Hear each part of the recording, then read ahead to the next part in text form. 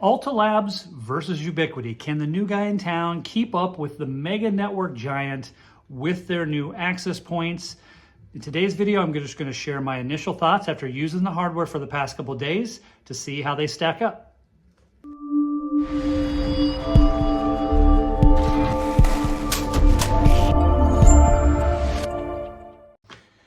Now, as many of you guys know, I am a huge Ubiquiti fan. I use their hardware, I install it all the time. I've had my lab full of it. I love talking about it. And a lot of my videos have been about Ubiquiti specifically. However, I'm really excited to see a new guy in town, a new performer in the space, because it really seems like Ubiquiti is our only choice in the prosumer market. But how do they hold up to this guy? Let's talk about it. Now, there are three areas I kind of want to focus on since I've only been using them for a couple days. I really haven't had the time to take a deep dive into them, but I have been using them. My house is running off of them, and I wanted to share my thoughts. But there's three areas I kind of want to focus on.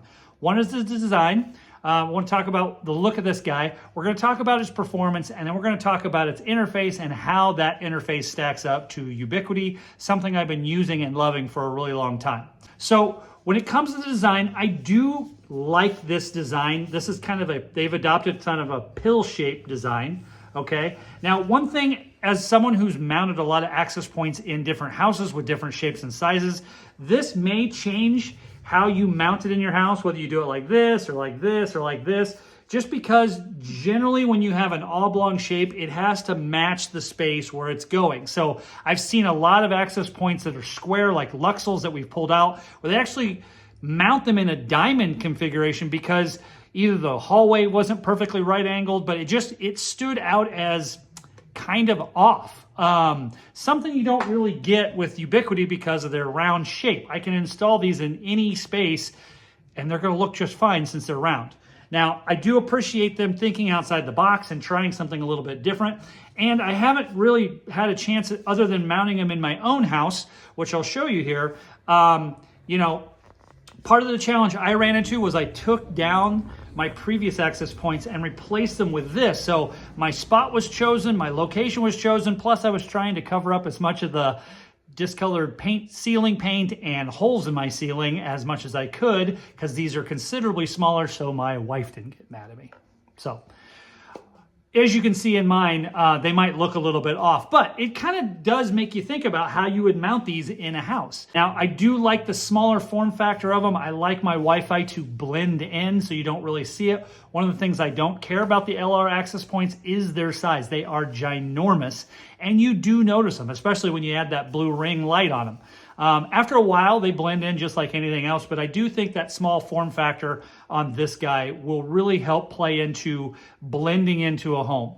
One of the other things nice about these, or at least they talk about it, and I haven't mounted one vertically yet to see how the performance is, but they do talk that you can ceiling mount them or mount them on a wall and get good coverage that way. So I do like the versatility of it. So all in all, from a design standpoint, I give these guys probably about a 9 out of 10. I do like the new performance, or do like the new design. I think they did a good job.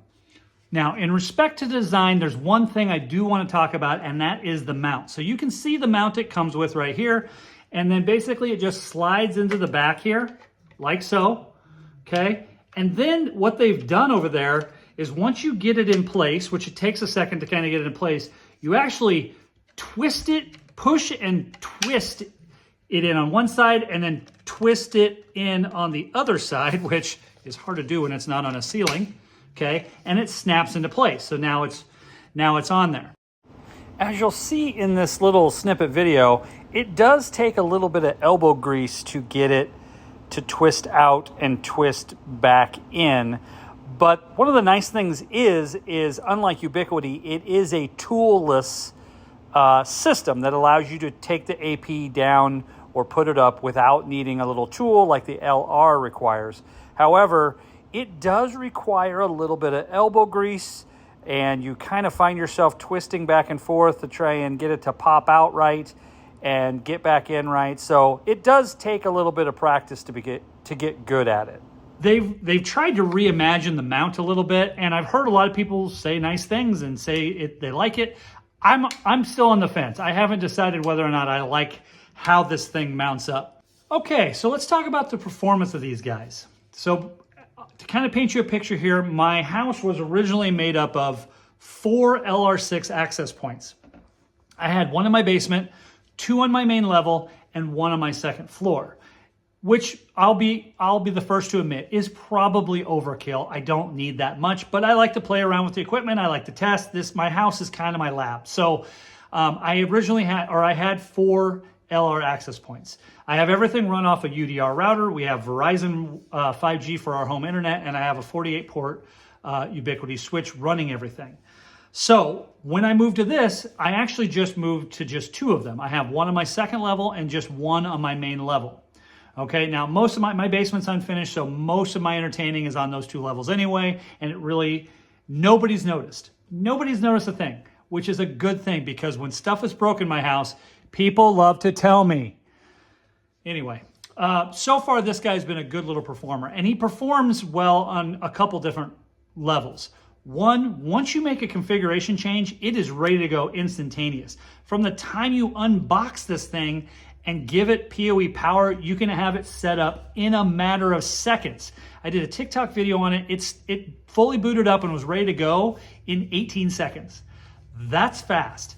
Once you have your controller set up, which was a cinch to set up, these things, making changes, all that stuff, all the real-time graphs that you get, which I'll show you here, it's really, really quite impressive. Everything is very speedy and very, very fast.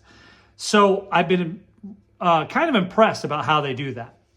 Now, I'll get into the interface a little bit here in a minute when we talk about some of the things I do and don't like about the product in regards to that. But from a speed standpoint, from a performance standpoint, from a roamability standpoint, from just the standpoint of put wireless up and it works well, I have had no issues in the past couple of days with these things. My kids have had no issues, and we've been testing it. Everybody's home, for summer and working and stuff like that. So these things have really kind of been performing for us. And like I said, I went down from 4 access points to just 2. And again, no issues whatsoever. So all in all, I've been really impressed with the performance. Now, I know one of the gripes is the fact that they don't have a local controller, and I can tell you from talking to the guys and from following some of the other channels I follow, that's coming, guys. They just can't get these into people's hands and have all the features rolled out. So when I talk about some of the things in the next part of this video that I do or don't like, whatever, just know that those things are coming. They're just not out yet. And I know they've been working really hard over there to get their line of switches released. I think they're going to work on a router of some sort as well. And so all that stuff takes time as you're rolling things out. You got to get into people's hands. And so I think they've done a really good job of releasing a product that actually competes, comes out, didn't break down. I didn't get any weird errors. I haven't got any firmware errors. I haven't got anything to just this thing just isn't working where I had to reset it. Actually, I've never even reset one. I don't even know what the process is like because they've just worked. And so that I've been very, very impressed with. And the performance has been right where you'd want it from a prosumer product like this. And last, I want to talk about the general functionality, the interface of the controller, and just how easy these things are to set up and use. Now, as I kind of alluded to earlier, the setup and how fast they are, everything was really, really fast. And performed very, very well. However, if I'm being critical or hypercritical of the product, the interface is probably the biggest area where I feel they need to step up their game a little bit before they're going to be even able to enter the arena with Ubiquiti. Now, one thing I'll say about Ubiquiti is sometimes I think they put in too much. I mean, there's just so much stuff on the controller that can be very, very intimidating to anybody wanting to get into this space. And I think Alta Labs has done a very, very good job to kind of, I'm not going to say dumb it down, but just throttle that down so they're not giving so much information, but yet they are still giving some valuable information. Their graphs are really pretty and very real time, but they're not interactive. You can't really click on things and take a deeper dive to go down and look at certain things. Now, maybe once they add switches and routing and they're figuring out who has what responsibility for the deep packet inspection, they will be able to do that a little bit more. But right now, they're just kind of a flashy, shiny thing to look at. You can't really click on them at all. But they give a very, very good real-time visual representation of what is happening on your network. And I think that's something that Ubiquiti does not do at all. However, there's just a lot of functionality that I'm looking forward to being in future builds. One of them for me that's really big is notifications. Currently, there are no notifications with Alta Labs at all. It does not tell you if there's an update needed. You have to log in to see that. It will not tell you if your internet's down, even though it has a cloud, it's connected to a cloud interface, and it should be able to detect when it can't get to an access point and alert you to that. None of that is in place right now. I am told that's coming. It can't tell you if an access point in your house goes down, nothing. Right now, the only notification I've been told that you can get is with the filtering. You can set schedules for the Wi-Fi. So say you had a kids network and you want that network to turn off at say 8 p.m. at night. The kids do have the ability to ask for more time, and you would be notified to that request. But right now, that is the only notification. While notifications can be a double-edged sword and people like them or hate them, I do like to know there's a problem happening and not just stumble into it, not have to open the app and go, oh, that access point's been down. I wonder how long that's been that way. I like to know stuff is going on. It just kind of makes me feel warm and cozy as I'm managing a network. And so I talked to the guys over at Alta Labs. That's all coming. They do have versions of this coming. We're really on version 1.0 or 1.1. So it's in the very, very early stages, which is why I don't want to be hypercritical of what they have or don't have. But I wanted to give you guys, if you're looking to get in the market or get into something like this or want to play with their products, I wanted you to understand where I kind of come from and so you know what to get. One of the things they're doing that's a little bit different, and I know there's been a couple products that have done this, so I'm not saying they're being completely imaginary and inventive, but one thing they're doing that I thought was pretty cool is that they have a single SSID that allows you to assign multiple passwords to it. So you broadcast one name in your home, but yet depending on what password you put in will determine the rules you have, and they have all sorts of pre-built-in ones. If you watch some of my earlier videos, I actually have a thing where we talk about VLANs and setting up IoT networks and guest networks and all this other stuff and all the steps you got to go through to do that in Ubiquiti. And it can be a little bit of a challenge and very, very intimidating, like I allude to in some of those videos. However, that is built into every one of their access points here.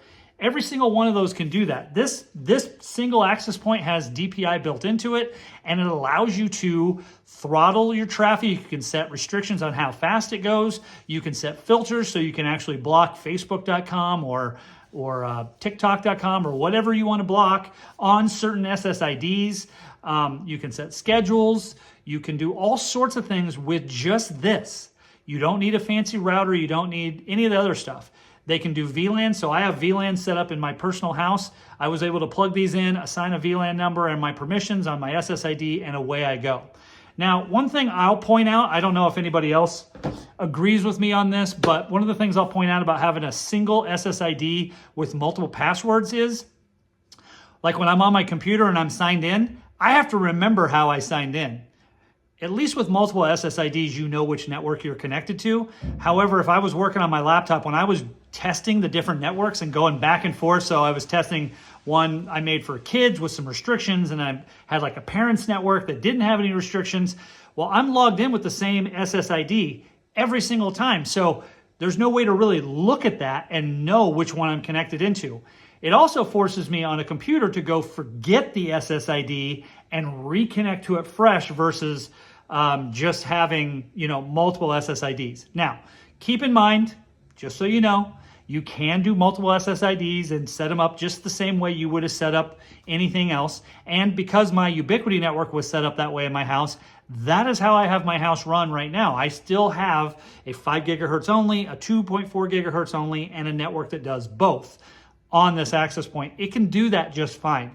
But one of the new things they're trying to do is a single SSID with multiple passwords, so you're not broadcasting 10 names on your house, throughout your house. So I think that's really inventive. I think it's really cool. I think it's going to take some getting used to. But if you really like the idea of broadcasting one name for your guest network, your kids network, your IoT network, and your parents network, for lack of your default network, this thing is a really, really easy way to do that. You just got to remember what passwords you set for each one, which is kind of neat. So all in all, I'd say their interface, in all honesty, I'm going to give it about a 6 right now.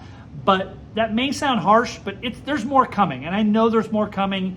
And as someone who's tried out new products, they tend to get better over time, and I'm really excited for them. I think they got to a great start.